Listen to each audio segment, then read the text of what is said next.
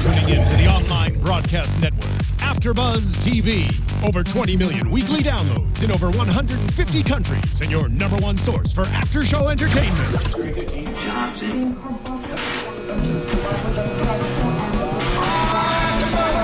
AfterBuzz TV, the destination for TV superfans, producing after-shows for over 300 of your favorite TV shows, interviewing celebrities and showrunners, and bringing you behind-the-scenes exclusives. All thanks to E! Entertainment's Maria Menounos, producer Kevin Undergaro, and internet leader Akamai.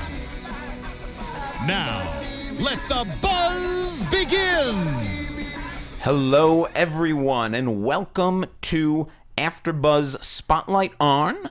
I am Will Link, and with me today we're very excited. He's a producer, writer, most recently for BBC America's Intruders, which is a phenomenal show. Glen Morgan. Thanks for having me back. Yeah, we had you for an episode of Intruders to come in, and that was a lot of fun. So 4 or 5, I think it was. I think it might have even been late. I think it might have been 7 or so. But thanks for coming back. Intruders was a tough show. It wasn't for like knuckleheads. Yeah, we're gonna get to that definitely. But you guys had been so. I think we met because I was like, "What is this?" I just came across it, and you and Anna were like, you guys were just like, "What? What is this?" And I was like watching it, like laughing, and all your stuff was like, right on the money. And I would just not do that. But then, to write you guys and to really like the way you stuck it out and were so supportive when there was a lot of people that were pretty mean about it. So like from all of us, I was just a month ago at a MIPCOM sales thing, TV thing in Cannes. BBC took us there, and I was there with John, Sim, and Mira, and my wife Kristen, who wrote a couple episodes. And we were just breaking down AfterBuzz. Because John wanted to know anything about it. He goes, "Will, he's funny." I'm like, "Yeah, he's funny. Isaac sings, and Marissa's the brains." And Anna's just like going, "How many more episodes?"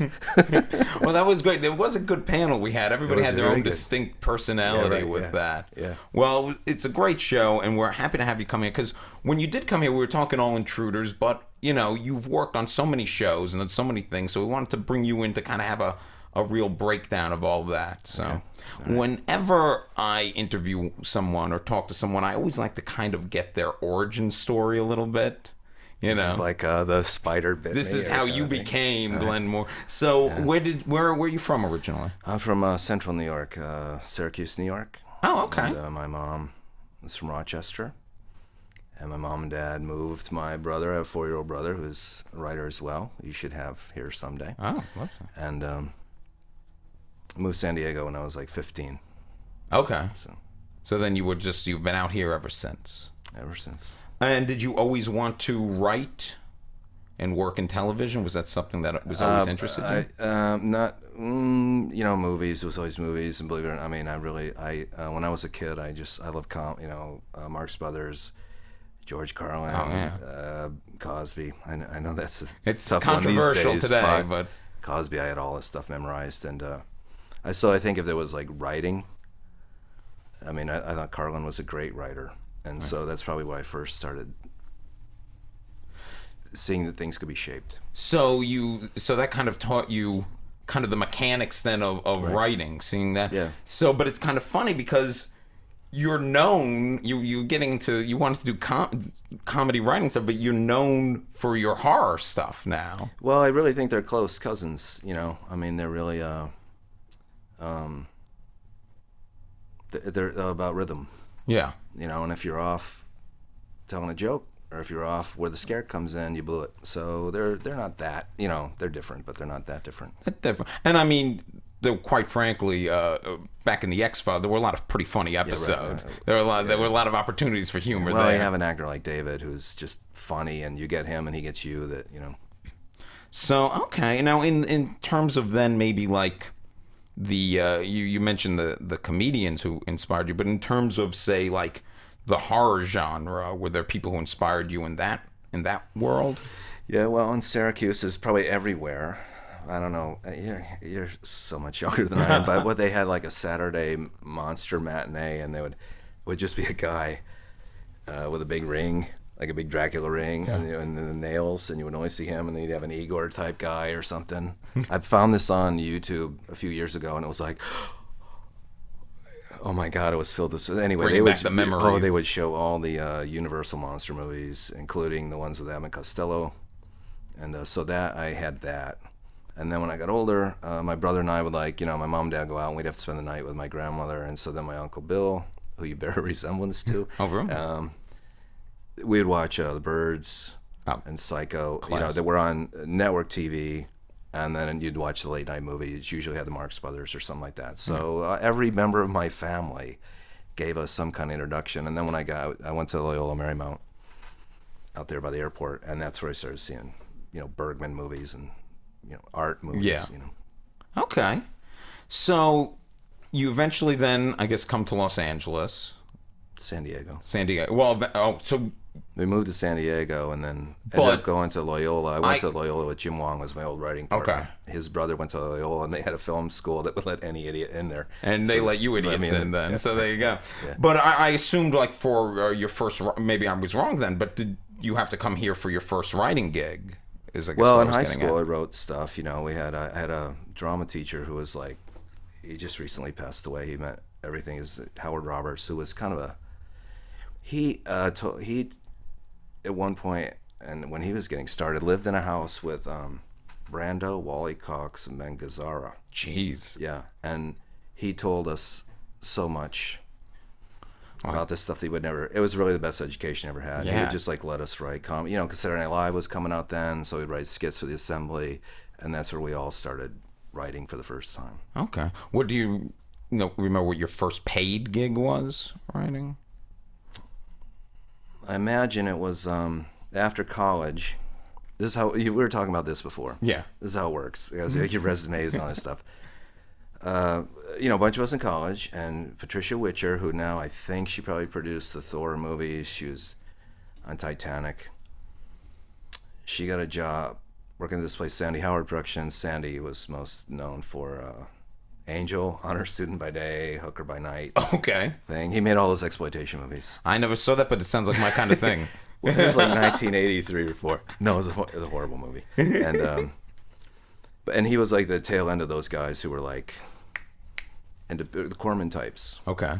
And that era was kind of going on the way out. And Jim and I and another guy would edit trailers for Europe for him and The Day. And then he had a script that he wrote in 1959 that kind of was in Cold Blood. Okay. And so Jim and I can we do that? He's like, yeah. He needs scripts, so rewrite that. And then New World, Corman's, they said, yeah, we'll make that. And that's the first thing I paid for. Of course, they took the money out. Either I did the trailers for free or that script for free. Yeah. And then from there, then we just starved for about 5 years, and then basically got into Jump Street. Okay, so that was the first experience really writing then for television in a big way. Right. But The Boys Next Door was made. This film got made with Penelope Spheres directed it with Charlie Sheen and Max Caulfield. Nice. I'll have to check that one. Yeah, you don't have to check. Okay, so then Jump Street is your first experience working in a writer's room and all that Yeah, well, stuff. yeah, actually there was a writer's strike in '88, and I'm like, no, I'm not gonna do TV. It's beneath me. Oh, really? Yeah, and then there was a writer's strike, and I was, boxing stuff at a weird art gallery in Santa Monica Mall, and they go, how about TV? And I'm like, oh yeah, I always want to do TV. Yeah. And it was actually a show called Night Watch that starred Benjamin Bratt, which was the ABC ripoff of 21 Jump Street. Okay, that's interesting. And then there was a guy there, Marshall Goldberg, who was another kind of mentor to Jim and I. And that lasted 8 episodes. My first TV show that ever aired was opposite the night the Cosby Family had 2 babies. Oh. So I don't know what the ratings were, but it was kind of similar to the Packers-Eagles game last week. Nobody was tuning into. No, nobody. It's funny how you said TV you were young, then. TV became, because TV now is where all the best storytelling is, it seems. Yeah. Well, it's funny how it changes. The Breaking Bads and Sopranos were I guess not. This Goodfellas of that era. They made that $20 million movie, and now, like we were talking about earlier, that's gone away. But however, you also worked on another show that I think made a big impact on, especially the way serialized television is now and the way the stories with the X-Files. Right. So how did you become involved with that? Well, there was a guy, Jump Street was Stephen Cannell Productions, and that was run by Peter Roth, who now is the head of Warner's Studios television. And we worked on The Commish with Michael Chiklis prior to The Shield, and a bunch of other stuff. And Peter went over to run Fox studio. And I had mentioned this around another thing. Peter's father was in publishing, and he was instrumental in publishing the Hardy Boys and the Nancy Drew mysteries. And then when Peter began in animation at ABC, he was instrumental in Scooby-Doo. Okay. So, X-Files just kind of Peter's thing. Okay. And he approached Chris, and so they did the pilot without us. And so when Peter went to Fox, he said, I want you guys come over here. And we had been on a kind of sort of committed to another show, and then once we saw the X-Files pilot, we're like, yeah. So that's what I gotta get on. Yeah. So from the start, when you saw the pilot, that you knew that this was going to be, or at least something, it was something original, something we hadn't seen on TV at least. Well, I thought it was a great, I love Close Encounters. It was one of my favorite movies ever. And I just felt it had that, and it had, some Silence of the Lambs in there. It just had something. A little bit of everything. Yeah. And the X-Files did always have a little bit of every kind of horror thing or sci-fi thing. Right. And there were always two kinds of episodes. There was the mythology episodes and the Monster of the Week episodes. And then the Weird Science. Okay, and the Weird Science ones. That's true. Yeah. You wrote the first Monster of the Week one, basically, that had Squeeze, which is kind of like a classic episode of that now. I did those all with Jim Wong. Okay. So yes, I know you. Yeah. If he were here too, but if he was here, I'd be trashing him in front of everybody. But that episode, it was about the guy. He ate livers, and he could squeeze through the tight spaces. But that really set up those Monster of the Week episodes. How did you come up with the idea for that one, you and Jim? Well, I know that we knew that the network was worried about it being UFO of the Week, and I don't remember. I think Chris might have been a little resistant because he was like, you could probably do UFO of the Week. Yeah, and anytime they're coming in with their suggestions, I imagine the creators are like, this isn't exactly what I envisioned. But the Fox network regime at that time was pretty good. Okay. Because Bob Greenblatt runs NBC now, and there's her name, Daniel Clayman back then. They were good people. And Peter and Dana Walden, who runs the place now. But Jim and I were like, what can we do other than a UFO?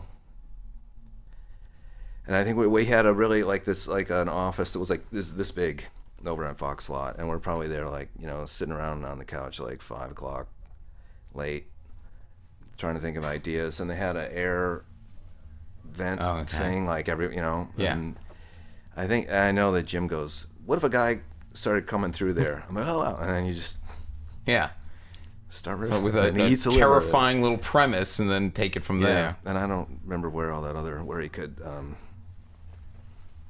do all that. He could squeeze through everything. But I don't. But that that script is all fine and all, but it just that show's not what it is without Doug Hutchison. Oh yeah, he was terrific in that. Yeah, he did a terrific job. I mean, he came back there was another episode with his character. Yeah. So yeah, you had to bring that guy back. Yeah, because I think it ended on a great cliffhanger where he saw the slot where he was in a prison or something, and he saw the slot where they could, and he's looking at he's gonna squeeze through again. Yeah. It was interesting because there were the different kinds of episodes. Which did you prefer writing? Did you prefer them being part of the mythology ones, or more the Monster of the Week kind of things? Well, whatever we needed. There was nowadays you have a writer's room where I didn't have that. Oh, it wasn't like that. I didn't have a writer's room until I worked on a show, Bionic Woman, 2007. And because shows weren't serialized.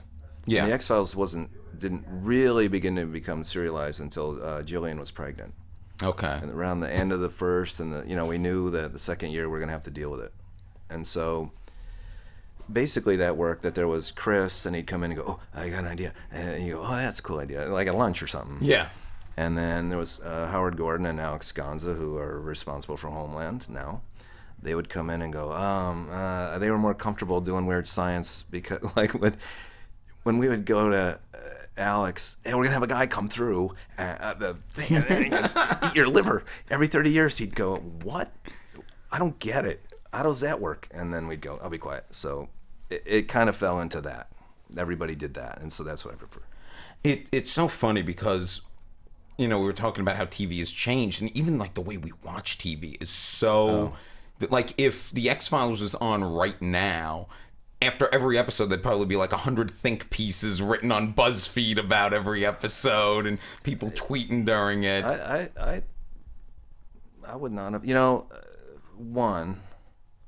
I don't want to go back about the way we watch TV, if we can. Okay, oh, definitely. But what I would do is I got this little magazine every week, a newsletter type thing, Science News, and it would come every Monday, and I'd go through and look for weird science stuff. And one time they were like drilling up in Greenland, like I don't know, miles, I forget.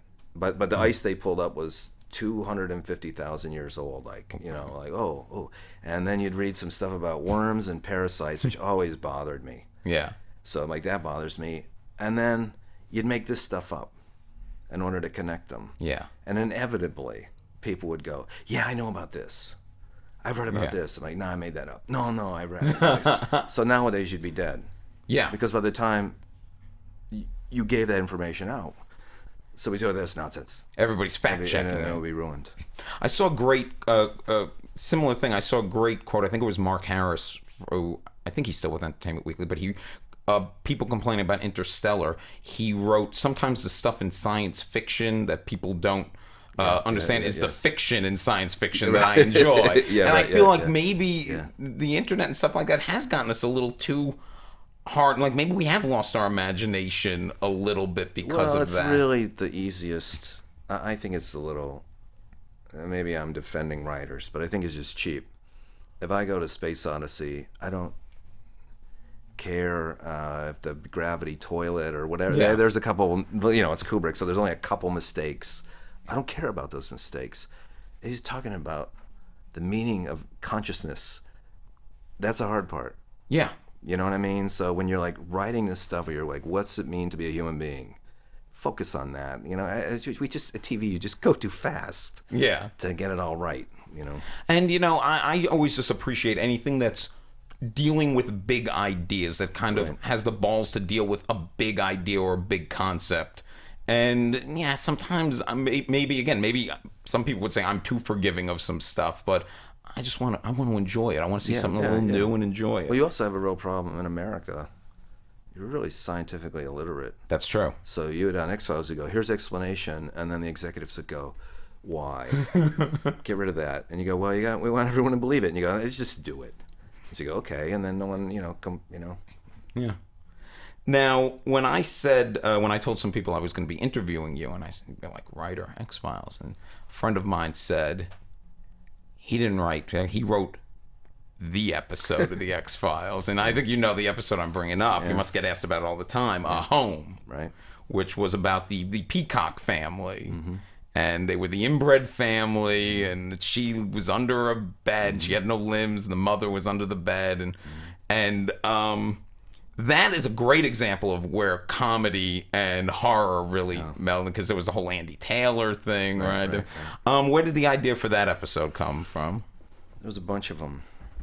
I had read Charlie Chaplin's autobiography, like around college. And I've never gone back to check this, so, memory is memory. Yeah. But when he was touring in musical, before he's famous, doing films, he was touring musical theater in England. He's like, moves in, stays at some tenement apartment, and there's a family there, and they take a liking to him, and they go, we like you, we want to show you something. And they go to another room, there's just like a gas lamp or a bare bulb and a cot. And they wheel out a teenage boy who had like no arms or legs or something. and the family starts, hey, singing and dancing, and the boy like kind of flops around, and Chaplin like is terrified, and packs up and gets out. And I'm like, I've always been looking for that. And I think on the same couch, whenever Jim Wong goes, it's the mother. And so they go, oh yeah, okay. And then my wife Kristen had seen Brothers Keeper, that the guys that did the original Memphis 3, and which took place around Syracuse, New York, where I grew up. And it was like these 4 brothers that one had been accused of murdering the other, and that was a real fascinating thing. And then there was a book called, at the time, Dark Nature, and it was like, basically, is nature moral? And they had all these examples of like, if a bird is sick, the mother kicks it out of the nest. And so if you attributed that type of animal behavior to, we're all animals, but if you attribute that is what people find offensive. So he took those 3 and merged them. Put them all together. Yeah. I remember I used to watch the X-Files. Me and my dad would always watch, and he would. How old are you? Like 5? No. I was a teenager, and I watched the X-Files ended, I think, when I was in college. So I was a teenager watching this, and my dad would have shown me, I think, something like that when I was 5. He was always like, watch this, it's good. But I remember we would always maybe he would record it like the night before, whatever, and then we'd get like a pizza or something. We'd sit there and watch. I remember sitting down for the start of that episode, and when it started with them, they were burying like that. We were a little like, and he's like, maybe let's eat first, and then we'll go back and watch. And that's what we did. And that episode, they like the network wouldn't re-air that one again. Yeah, it took a while. Were you guys surprised? Did you guys have were there a lot of I don't necessarily fights, but a lot of discussions with the censors? I really was. No, actually, I was very surprised, and to to fess up, you're a writer, and you go, sometimes I've written my masterpiece. That one, I think, you write it in 7 days, and then I went on a vacation to Europe, and here's the X-Files. And then I got a call from the head of production there, Charlie Goldstein. He just goes, you're sick. He's a good friend of mine. You're sick. You're going to hell. And they hung up. I didn't know what it was. And then as we're putting it together, I started getting the feeling like, uh-oh. And so the standards and practice lady, her name was Linda Shimasuno. She's really cool. And what I did was when I edited the scene where the sheriff gets murdered, the Johnny Mathis thing and all that. Great sequence. I brought her in with me. And so that she could see, and then we had a rule that it was like in baseball, if it would have been called a strike, we wouldn't, so that you never would see that. You cut right before. Right, so when she got all the letters going, I don't appreciate brains being splayed out on the floor of my TV, she was like, you never see a brain on. She was very defensive. Oh, she backed it up. Oh, good. Yeah, because that's the thing. Your imagination always. Oh, yeah. Well, I mean, you mentioned Psycho before. You never see the knife penetrate the body. A little bit, but it's in 3 frames. It's and you don't. Your brain fills in the rest. Yeah, right. It's so funny. You see, when you watch stuff on network TV now today, you must laugh thinking that Home was a problem. Hannibal. I'm like, wow, that I wouldn't get away with some of that stuff in the R-rated movies we did. I watched that show, and I think it's great, but I'm shocked how that's on network television. I mean, I'm happy that it is because it's a terrific show. But well, it all becomes 10 o'clock, and they're finance thing. I had my you want to talk about all that stuff. My brother Darren had a joke on his X-Files Humbug. It was with the Jim Rose Circus. Yeah. And he had some joke about, do you know that a yogi, you can suck your testicles up into your sternum for an hour, and then Mulder goes, I'm doing it right now, or something. So it's how brilliant.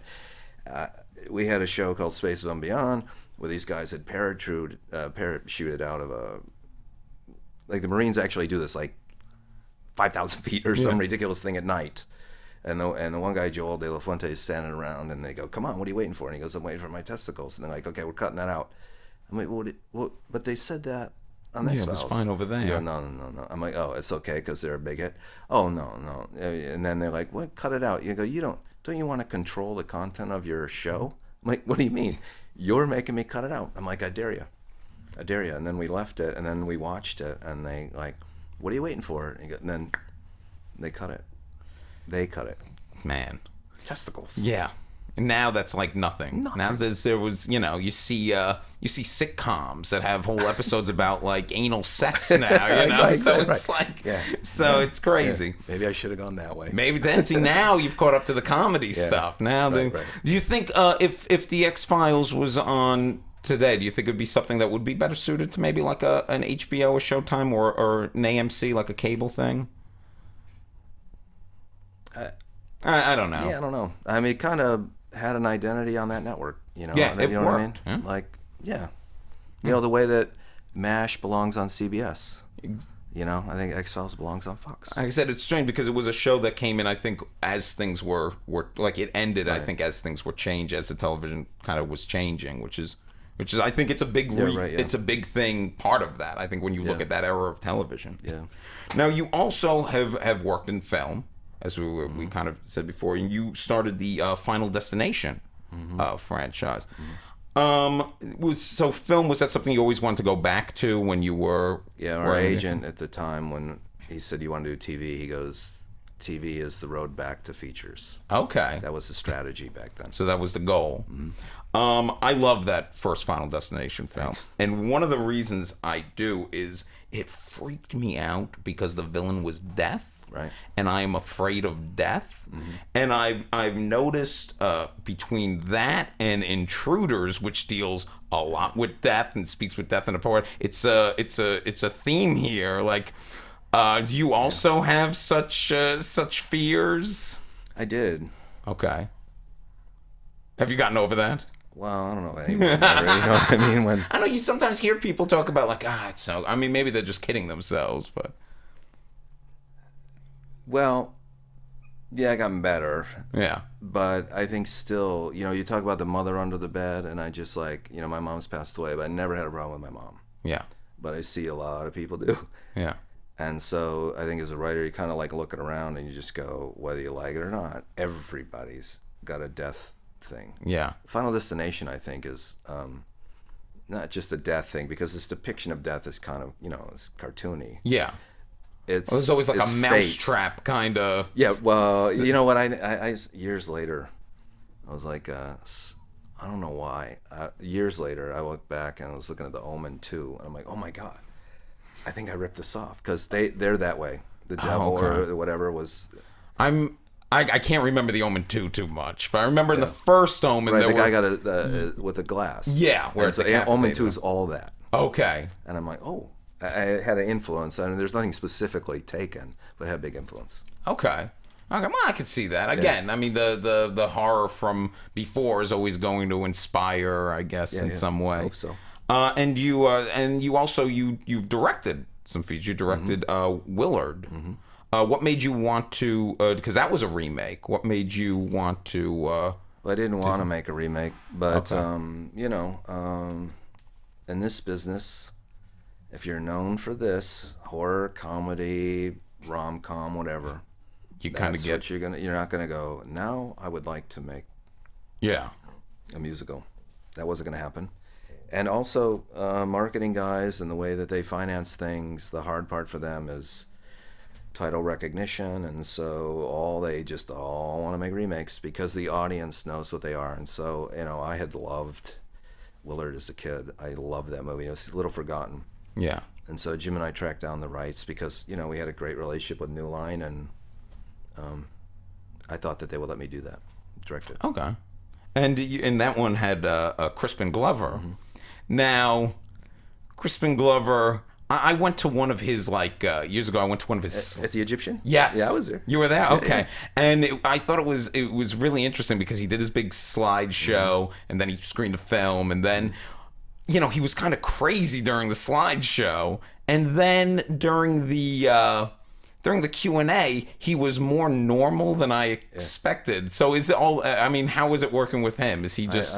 you know, we're not gonna go meet at Starbucks or anything, but I love the guy. You know, he marches to a different drummer. Yeah. But that's what artists should do. He's like really strives to be an artist, and none of it ever came from ego. which I can't stand. Oh, see, because that's totally, if it comes from a genuine, like, artistic, passionate place, and not just somebody who, like, I have to do this because I'm big name or something like that. Yeah, never. Exactly. You know, I just... He was great in the film, too. I thought he did a great job. He's really great in the film. And, that movie, I really regret... was damaged by The Ring came out. Oh. Because they shot Willard as a hard R, and Lee Ermey, who's the Lee, he just had some improvs. Like, Lee is so great. You can go, hey, Lee, when you go back to the door, I need you to throw some insults at him. And then... He's like the king of that. Oh, my God. We'd all be behind the camera laughing. And I had to take all that out because... Oh, they wanted to... Every horror movie for a while was PG-13, and... that marketing guy there at New Line, and then 6 months later they released Texas Chainsaw Massacre. Was a really hard made a fortune. You know, you felt like right in between that. Exactly. Yeah. It's funny. That's great. The story with him with the insults, because isn't that how he even got into? Wasn't he in Full Metal Jacket? Just like someone, like he was an advisor. He flies a helicopter in Apocalypse Now in the attack scene, like one shot of him. And he was in a movie called Boys of Company Seed, playing kind of the same part. And then he was hired to drill the extras on Full Metal Jacket because another guy was playing the part. And then the writer and Kubrick like saw him, and they started writing all this stuff down and come up with like a book of just Lee drill instructor stuff, because he really did it. He had been a drill instructor in San Diego. The real deal. And then they shot with him for a while, and then they fired him, and then they brought him back. Then he had a car accident, and they waited 3 months, and so I don't know. Yeah, well, that was he was great in that. He's always great. He's great. He's always great. Good guy. Now you mentioned you worked on the Bionic Woman show, and I only with the saying going back to television here. Okay, yeah. Now, I'm using this as a transition. I don't have I have 10 pages of Bionic Woman questions. But you know, my Intruders co-host Anna, whose birthday it is today, by the way, if she's watching, happy birthday. Yeah. She was a big fan of The River, which you worked on. Mm-hmm. I did not watch The River, unfortunately. I'm part of the problem. I apologize. No. But so she wanted me to kind of she wanted, I guess, just to ask about that experience of working on that show, because she was a big fan of it. So she asked me to well, they had made the pilot. I think it was written by Michael Green, and the guy, I think he's a Spanish guy that directed the pilot, who I think is a colleague of Guillermo del Toro. Okay. I think. And you're just like going around going, okay, I need a job, and you're looking at, and that pilot was like, after the fourth act, I'm like, yes. And the interesting thing to that was, man, we had our, like you do dailies on a show. Yeah. 20 minutes to an hour is like, oh god, you get an hour dailies. That show, we got yelled at. This guy Michael Cattleman directed this episode, and he did a couple X-Files and A Space Above and Beyond with it, and we had 13 hours of dailies because you would go into the jungle in Hawaii and then block everybody, and then mount cameras all around, and then the actor would use the camera because it was found footage. And then a real camera operator would come in, so you get these snap zooms on the dramatic parts, and then you'd have GoPros that you'd have to like hook. Complicated shoot. Brutal. Yeah. Yeah. Well, she was a big fan of that. Oh. So. All right. Well, happy birthday. So I want to talk about Intruders now. Okay. Which is your most recent show, BBC America. Tell us, or tell our people watching, in case maybe they haven't seen it yet, a little bit about Intruders. Well, Intruders is based on a novel by Michael Marshall Smith, and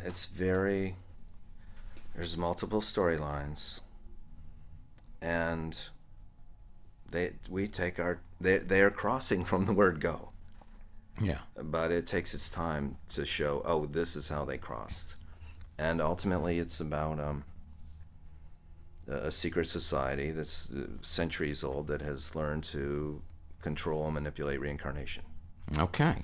How did you What's get... so hard about that? Yeah, it sounds simple to me. I know. How did your involvement in that come about? This guy Hugh and Amy Hodge, Hugh now runs Howard Gordon. So we were talking about how you know everybody. So Hugh now runs Howard's company. They said, here's this project and here's this book.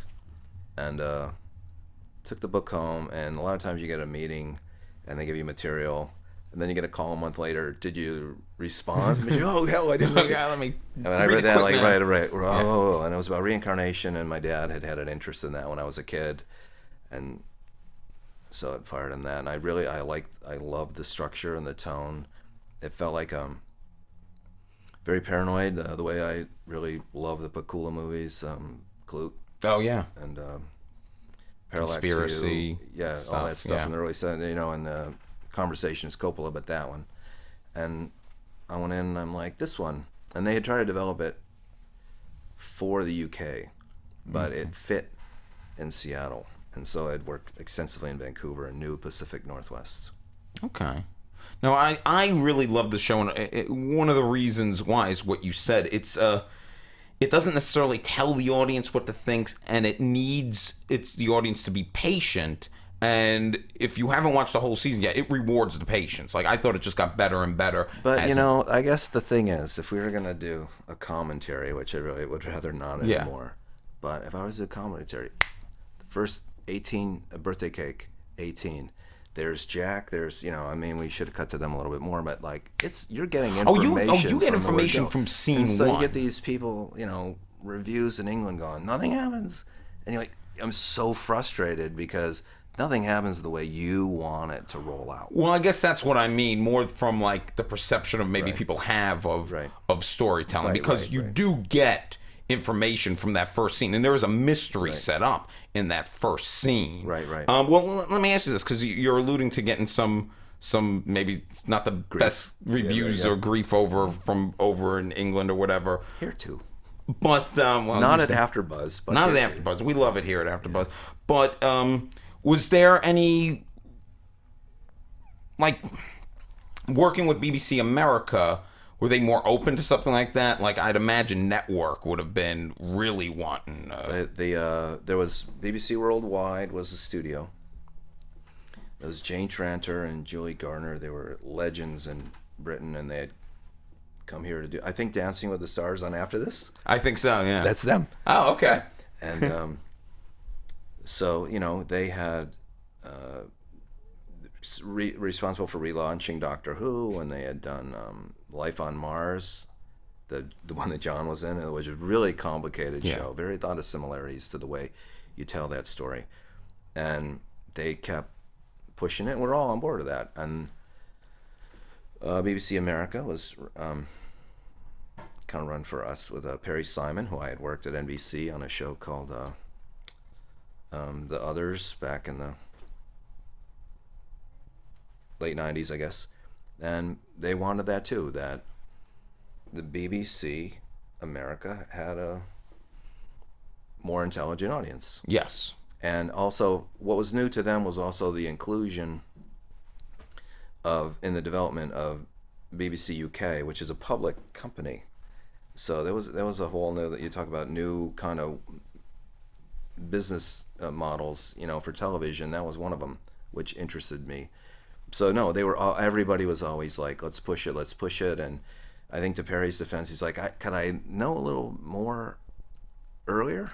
Yeah. Oh no, we're gonna do it this way. And he's like, okay. I mean, I don't have, in our history here of talking about things I've done, I have plenty of executives to complain about, but not them.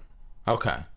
Yeah, no, it seems like that. And, it's interesting you said the thing about the BBC America has a more intelligent audience, probably, or they think that. Because I was thinking also True Detective, the show True Detective. Right.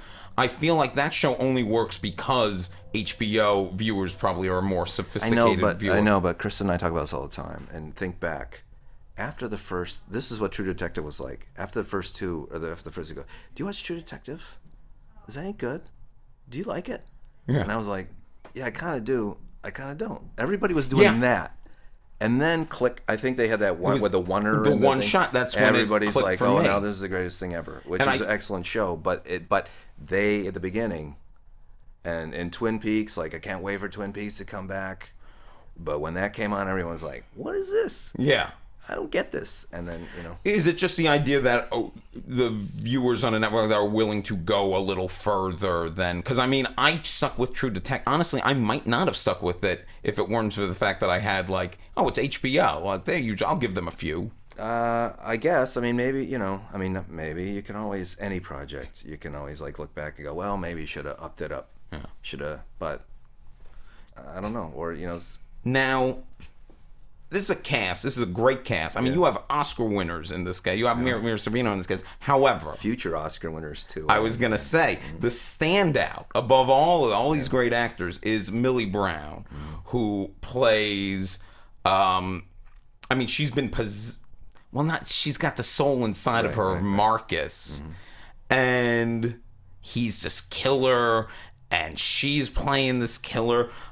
It's an amazing performance that she does on the show. And we had her in here, and she was phenomenal. How did you find her? Because she's fantastic. I didn't know this at the time. Her manager is David Duchovny's manager, Melanie Green, who's British, who had approached, sent... Millie did a tape on an iPhone. I don't know if her dad did it or whatever. And... So to me, in my head as a producer, I'm like, oh, this show's never going to happen because we'll never find that kid. If you were doing a movie, you could read 700, look for Daniel Radcliffe. And the whole show kind of hinges on us buying the performance of this girl. I would talk to Kristen. I'm like, I don't know. Somewhere they're going to go, we can't do this. And so they sent, Julie Garner says, hey, look at your email. We want to make an offer to this little girl.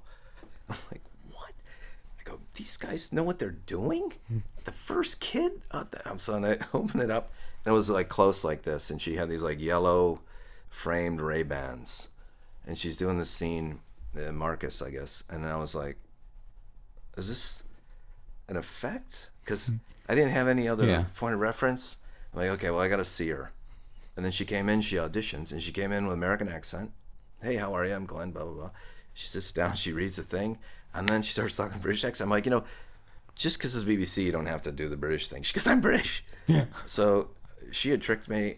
I was just confused. It was amazing seeing such a young girl when we had her in here switch accents and stuff, because, I mean, I'm like 35 and I've heard a lot of British accents and I can't do anything. I sound like Dick Van Dyke in Mary Poppins if I try to do one, you know. No, she was she claims to get that from watching Hannah Montana. Yeah. She watched Disney Channel. Yeah. Picking it all up from Disney. Yeah. Well, the show here, I mean, the season's over here in America, but it's coming out on DVD, right? Yeah, so, I think in December 23rd, which is like just in time for Christmas. Just in time for Christmas. Intruders. If you need a late-minute gift. Perfect stocking stuffer. Yeah. Season 1 of Intruders. Yeah. And is it available to watch anywhere else for people who might not have gotten to see it when it was on iTunes? And I believe I have Xbox on my Surface, so it must be there, but it's not on Netflix yet. And BBC America has an on-demand service, I'm not sure. It must be on there. Yeah, I don't know. So, well, it's terrific, and I really hope people catch up on it and check it out, because I really enjoyed it. And I really enjoyed AfterBuzzing it. Yeah. And I really enjoyed talking to you, Glenn. Like I said, in fact, Millie was over at my house on Halloween, because she went out with my daughter. Oh. And we're just like breaking it down. And you guys been, it's tough. You up there and you're out in the middle of the night, and John brings his whole family over to Vancouver, and you work so hard, and you just like, meh. And you guys didn't do that to us, and I really, really greatly appreciate it. Yeah, we loved it. We loved it here, and we hope to see more of it. So before we go, tell people where they can find out more about you. I know you're on Twitter. I know you were going to ask this. I know you're on Twitter. And I don't know the... You don't know the handle? It's like Glen Morgan without the vowels, I think. Yeah, I believe so. GLEN MRGN. Well, if you type Glen Morgan into Twitter, go for the one with Mrs. Peacock, right? That's She's right. from the episode Home. She was on Intruders. Yes, the neighbor. Yeah, she's one of the creepy neighbors who Well, I won't say too much more if you haven't watched. So yes, and you can follow me on Twitter at The Real Will Link. I also host a comedy pop culture podcast on the Westcast Network and on iTunes called Will Sean Podcast. I host it with a guy named Sean. New one on the way over here. Oh, excellent. I appreciate the support there. So I guess that's it. Thank you, AfterBuzz. Thank you, Glen Morgan. You are. Thank you.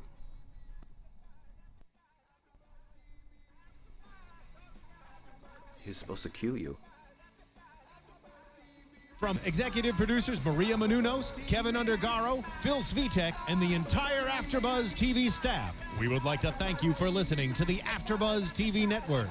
To watch or listen to other after shows and post comments or questions, be sure to visit AfterBuzzTV.com. I'm Sir Richard Wentworth, and this has been a presentation of AfterBuzz TV. Buzz you later. The views expressed herein are those of the hosts only and do not necessarily reflect the views of AfterBuzz TV or its owners or principals.